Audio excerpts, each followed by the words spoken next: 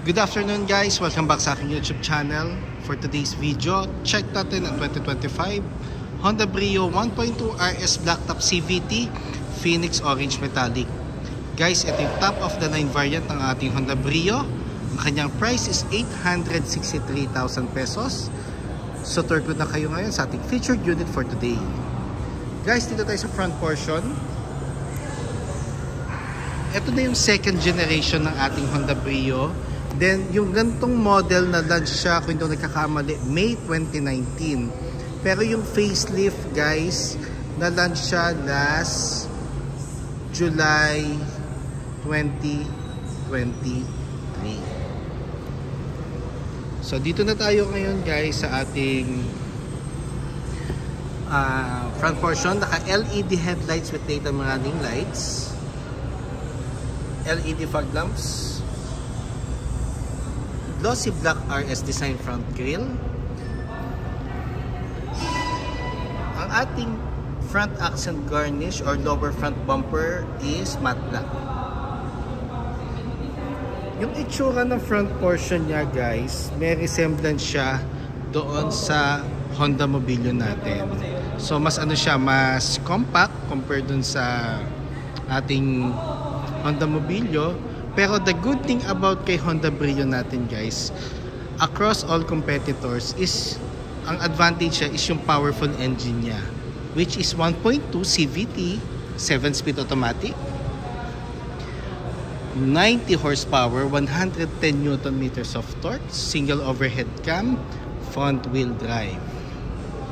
Guys, kahit sa mga akyatan, kayang-kaya ng Honda Brio. Proven and tested na siya. Naging witness na rin ako kasi nagamit ko na siya at hindi niya ako biniti. So sa mga naghahanap dyan ng spare car or extra car na more on subcompact, the same time powerful ng engine, fuel efficient, Honda Brio ang mag-fit sa atin. Dito naman tayo, guys, sa passenger side. Quick review lang to, guys. Actually may mga previous vlogs na rin ako nito para at least ma-refresh lang tayo. Nakano na tayo, guys, sa 15-inch two-tone RS design alloy wheels. Combination siya ng light gray and glossy black. Then ventilated disc ang ating front brakes. MacPherson strut with stabilizer naman ang ating front suspension. Ground clearance is 137mm. Then meron tayong additional side skirt. Kasi nga RS variant siya, so it's more on nasa sporty side. Side mirror natin is glossy black.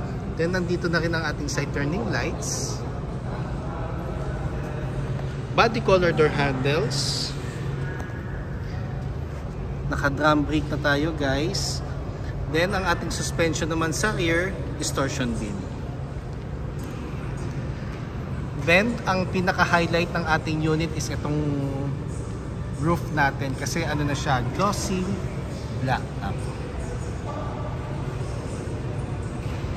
Then naka-microtype antenna tayo. Meron tayong tailgate spoiler. Sa back portion naman, guys, naka-LED taillights na tayo.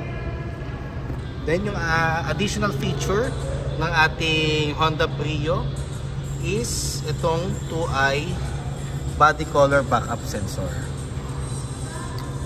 Ating lower rear bumper naman is matte black. Pakita ko lang ulit yung ating back portion.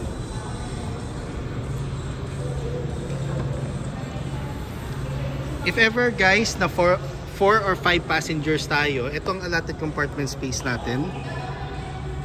Nafo-fold naman ang ating second row seats.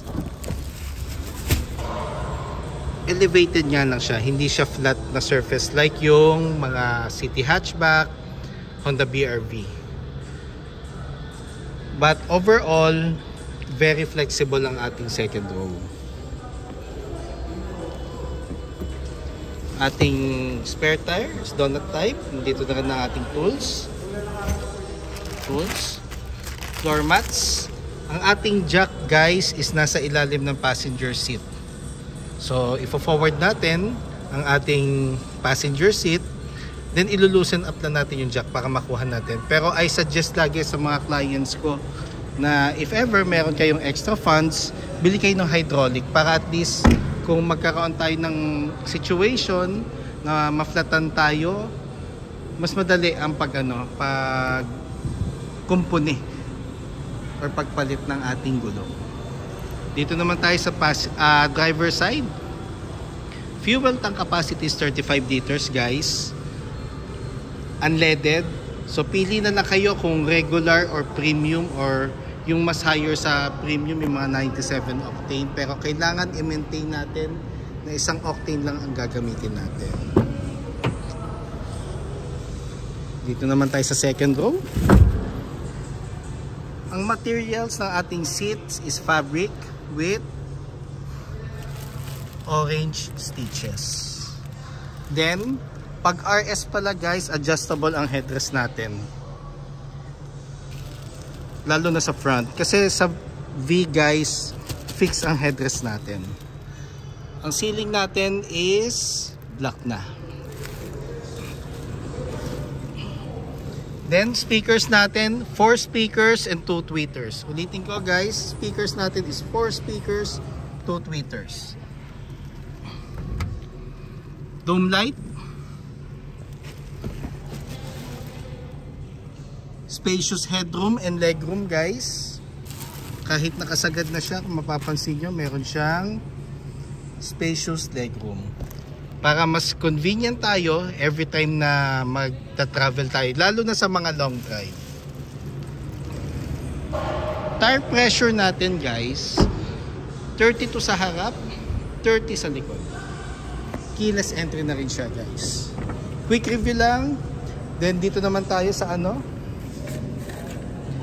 sa door panel natin sa driver side. Nandito ang ating mga buttons, power folding side mirrors, adjustment ng side mirrors. Ito yung pinaka knob para kung i-move natin yung side mirrors, central door lock, window lock, and window switches.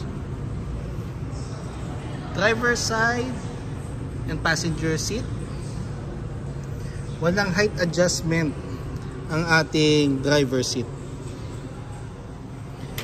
But overall guys, pag umupo ka naman dito, kahit average size adult, kaya nyong i-adapt agad or i-familiarize yung unit every time na ida-drive nyo na. Then ang ating steering wheel guys is tilt. So pwede ko siyang up or down.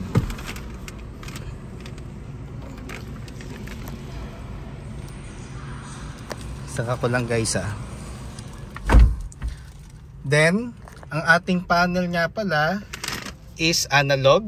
Then meron tayong small portion dito na digital. Itong portion na to. Nandito na rin yung gear indicator. Kung gusto nyo makita kung anong gear. Pero normally naman pag naka-drive ka, magse-self-adjust naman yung yung engine. Depende sa apak mo sa gasoline. So siya, hindi mo mararamdaman yung pag-shift kasi nga CVT siya. And fuel efficient siya guys. Gas consumption nag-range siya ng 10 to 16 kilometers city driving, then 16 kilometers and up pag highway naman. Then ang ating steering wheel is it's more on urethane texture with audio control. Then ang ating headlights and fog lamps for the wipers. Wave key pa siya guys. Dashboard, combination siya ng glossy black accents and maroon accent. Touchscreen audio unit with Apple CarPlay and Android Auto Ready. Via cord pa siya guys hindi pa siya wireless. Aircon buttons natin, ito yung fan, thermostat, and yung on-off. Then may portion tayo dito for the coin pairs or small cell phones, pwede may lagay. Kahit dito sa baba. Then meron tayong power outlet, 12 volts, 2 cup holders. Transmission natin guys, Park, reverse, neutral, drive, sports mode, and low gear. Tong portion na to guys, pag tinanggal mo yung cover, dyan mo isasaksak yung susi para just in case ma-discharge ang battery mo, pwede mong i-shift yung transmission from park to neutral para maitabi mo lang siya sa gilid. Then, handbrake, traditional. So kung magka-handbrake tayo, pinakamataas guys. Wag yung maiangat mo lang kasi may tendency pa rin siyang mag-move.